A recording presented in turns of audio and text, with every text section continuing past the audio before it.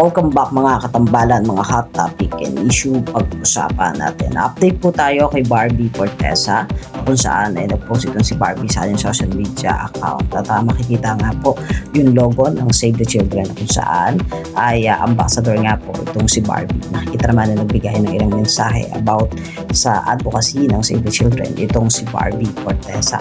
Samantalang isa pa nga po sa latest post naman ito si Barbie ay tumakbo nga po kanina ito si Barbie para po sa Women's Run PH 2026. Makikita naman yung ilang mga photo na kung saan ay sinure nitong si Barbie sa ginanap nga po na fun run kanina.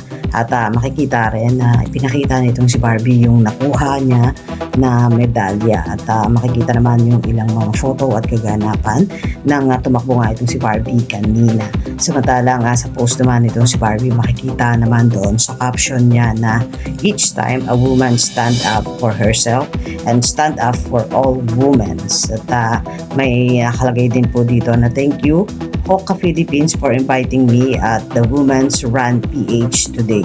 Wearing the right shoes make a lot and difference. This new Puffin March 7 felt really light on my feet. I gave me a boost of speed and confidence. And nakalagay din dito, I'm so glad this was my first run this year. Congrats to all amazing women I met during the race. At makikita naman na nag-enjoy ang isang Barbie Fortesa doon sa ginanap nga po na fun run. At yan po yung mga update natin ngayon kay Barbie. Kayo mga katambalan, ano masasabi niyo? Comment lang sa comment section at pag-usapan natin. Yan ang mga hot topic and issue dito lamang sa Tambalang KK.